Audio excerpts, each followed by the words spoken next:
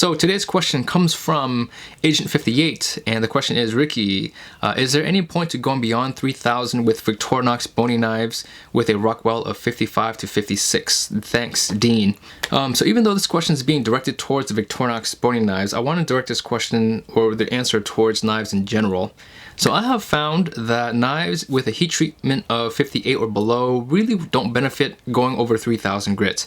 And the reason being is I've tested the Matsumoto VG in my studio pretty extensively, and the VG is heat treated to 59 on the Rockwell scale. So I've noticed that when I've polished that knife either on the Trocero 3000, the Rika 5000, or the Kisayama 8000, I've really noticed a difference in terms of overall cut quality. The edge retention may have increased a tiny bit, but I really feel in daily use, I do feel a difference between those three polishing grits, again, 5000, 3000, and 8000. However, on a knife such as the Vosov, the Icons, the classic knives that are heat treated from a 57, I think they're 57 to maybe a 58, I have noticed that no matter what polish I put them on, they still really get dull around 7 to 10 days. I really feel like I need to put those knives on a stropping block or a honing rod. And so I would say that from my basic experience of these knives 58 and below, you really don't have to worry about going over 3,000 grits. You can if you want to. You might experience a slight better performance for a very short term. But beyond 7-10 days, you really see the knife's edge degrade under daily use. So, that's my answer. And again, based on my experience, knives at 58 and below, don't worry about it too much. As long as you get a really good sharpening at the 1,000 grit level, and you can definitely polish it either on a 3,000 grit stone or strop it either on a strop or some newspaper. That's pretty much the best that you will get for a knife heat treated at a 58 or below. Again, 59 and above, then you can start kind of experimenting with different polishing stones. But unless you're at that level at 59 or above, don't stress about it too much. Question is from Bibo Kid. Is it Bibo Kid? Yeah, so hashtag Ask Ricky. Does the Yanagi knife also good in cutting like chicken, pork, and other kind of meat? Okay, so I'm going to paraphrase this question. I think Bibo Kid is trying to ask if Yanagi knives or Yanagibas are actually useful in cutting things other than just fish. So the answer is yes, you can certainly use Yanagibas for really anything you want. The main benefit of a Yanagiba is their very straight profiles, aids for or gives you a very nice slicing motion. So for cutting large chunks of meat without bone, the Yanagibas really do excel.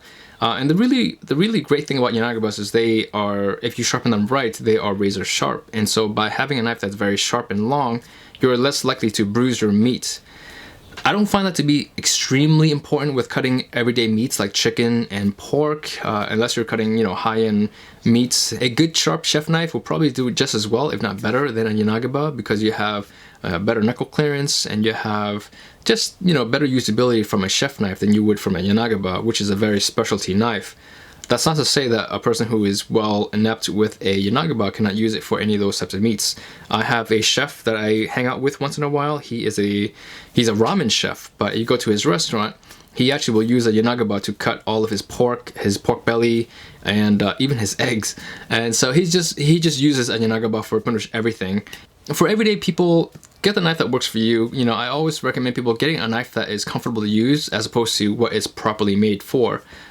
My wife, she uses a paring knife for everything, for meats, for vegetables, for fruit, and for her, that is the knife that she likes to use. And until I included the prep knife, the 5-inch prep knife, or 5.5-inch prep knife by Enzo, that has been her kind of go-to knife at this point. Now, for a very long time, she's used paring knives for everything, and she has never cut herself. Me, her husband, with all sorts of fancy knives in the studio, I constantly cut myself in the kitchen using the knife that I'm supposed to be using. So in that regard, I really recommend people using what they have, and as long as your knife is sharp, you can really use it for anything you want. So do I recommend Yanagibas for other meats? Yes, if it's really what you want to use, but no, if you are trying to preserve that blade. And I really recommend you, instead of buying a Yanagiba, going out and buying a slicer or just a good chef knife. Those types of knives may actually offer you better usability, overall usability, than a Yanagiba alone. But if you are only buying a Yanagiba because of the shape and you're hoping that it will replace a chef knife, then you might not get the best use out of it. But again, that's just my opinion. As a side note and a bit of personal information about me, up until 2 years ago, I've never owned a paring knife. I've only used slicers and chef knives at home. And so I would do jobs like peeling potatoes, skinning apples with a slicer or a chef knife. Most people would look at that and say you are an idiot for doing that. You can call me lazy, you can call me ignorant or uneducated, whatever it is, that's fine. But for me, it was all about using what I had. As long as my knives were sharp, I really didn't care what type of knives they were, as long as I got the job done. So thank you, Bebo Kid, for the question. Hopefully that answers your question. I get this question a lot, and it's from Eris Minol. Oh my goodness. Minoli. Or is it Ers Minol? I'm sorry if I butcher your names, guys. Okay, so it's a hashtag Ask Ricky. So hello, Ricky. I've been wondering how soaking stones would perform being soaked with different liquids. I'm curious. But since you use Rusty Racer and it works great to level stones, maybe you would be curious too. Plus, good idea video, or good video idea.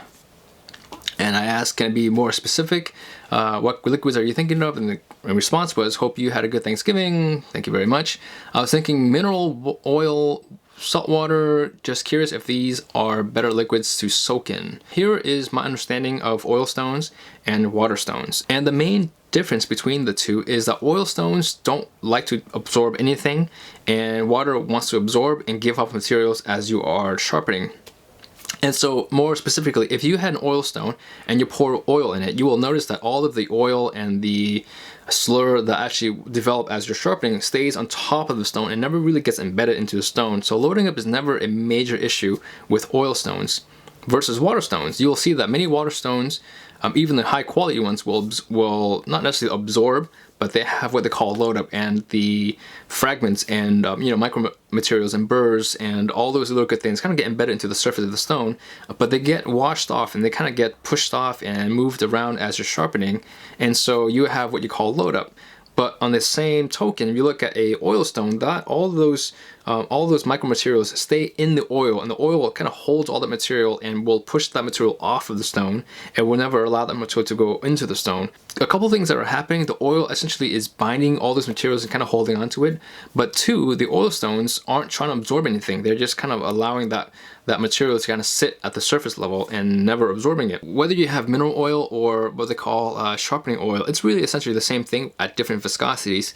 Mineral oil, if you're thinking of like butcher block oil, they tend to be, there are many grades of mineral oil, but there's butcher block oil, there is mineral oil that you get for digestive issues, if you're trying to get a laxative, which tends to be very thick. The butcher block oils tend to be relatively medium, either light to a medium viscosity, and sharpening oil tends to be very light viscosity, so almost they don't behave exactly like water, but they're very thin. Those are the three main grades of oil that you'll see. Obviously there are many others at different applications, but we're talking strictly food grade oils at this point. I have found that using mineral oil that is made for a laxative use, it kind of gunks up the stone a little bit, or it just gunks up your hand as you're sharpening. It doesn't necessarily gunk up the stone, but it will gunk up your hand as you're using it. And then the sharpening oils and your butcher block oils, they're very thin, so they allow for better better movement on the stone. That's really the main difference. They will all work for sharpening your knives on the stone, and none of those oils will allow the soot or the the slurs, or some people call this swarf. That's such a stupid word. Swarf. I'm sorry. But yeah, it won't allow any of those materials to actually soak into the stone. I think one of the main benefits of using an oil stone is that because those materials never absorb into the stone, and so the stone is always going to be cutting at a constant rate, whether you have a lot of sharpening on that stone or it's a brand new stone. That's really the main benefit I see with oil stones, is the sharpening rate is going to be very constant. The main downside to all of that is the oil is kind of messy, it's kind of nasty, and once you have a rag that you use, that rag will never be able to be washed or used for anything else other than for that stone. So it's there's definitely a pro and con there. On the flip side, with water stones, I would not recommend using anything but water. Don't worry about using petrified water or you know, special mineral water. Just use water, use tap water. There have been some people that told me that their homes have very high calcium and that their stones actually will develop a white layer of film in and around different areas of the stone. If that's the case, then yeah, you can use filtered water. I don't think that having a water source with high calcium will hurt your stone in the long run. It might just look a little bit funny, and the way it dries, it might leave a little bit of white powder behind.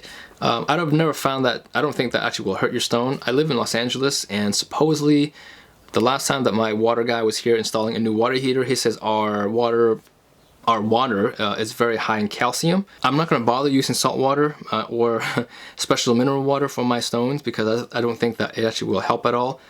Some people have also asked if cold water versus hot water makes a difference. No, not that I have found.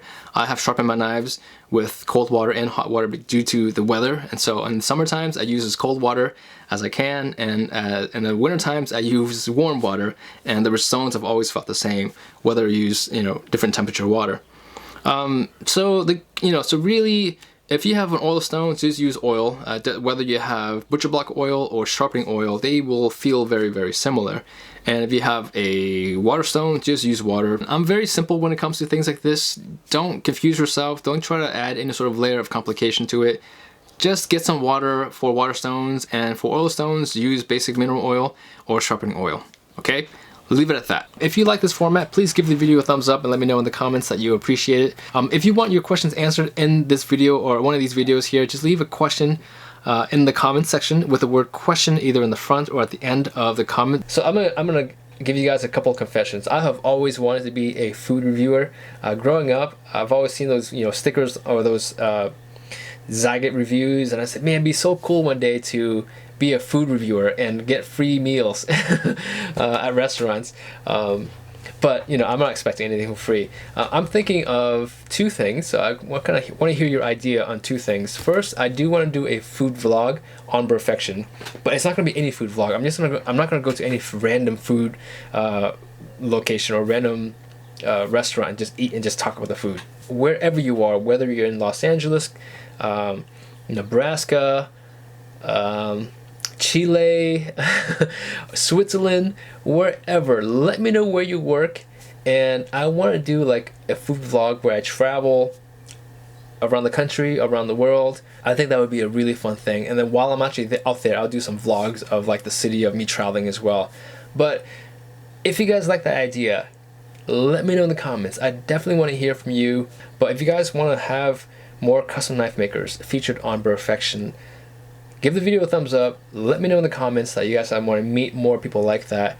I want to meet more people like that, and I would love to have you guys come on board and go on these journeys with me where I can meet custom knife makers in their studio, see how they work, look at really unique looking knives. I think that would be really great. So let me know what you guys think of those two ideas, and let's add some flavor to Perfection. We gotta have some food in here too. If I meet you in your restaurant, if you're a chef, I don't care if you're a chef or a line cook, give me a lesson on knife control, knife tips, and I want to see what you guys use. I don't know. I think this can really go to many different places, and it can be really different, and I can really learn a lot because I'm really an amateur when it comes to knives, and I'm an amateur when it comes to food and food culture, and I just want to learn more. I've got some supporters on Patreon which will help pay for these things, so I can't do them very often, but I do have people who are supporting me on Patreon that will help make this happen. If you guys like that idea, hop onto my Patreon page, consider being a supporter of me on Patreon. Whether you guys support me or not, I still will want to make these two ideas happen. So at my current support level on Patreon, I can do this sort of a trip maybe once every 3 months or so. But if my support grows, I can probably do once a month or once every other month, whatever it may be. But if you guys like the idea of one and you guys want to support me on this endeavor, please consider going to Patreon and looking at supporting me there. If not, you guys will still see the content that I'll be putting out. You just won't see them very frequently, but you guys will still see the same content. And yeah, so that will be it for this video. Thank you guys for being here, and I'll catch you in the next video.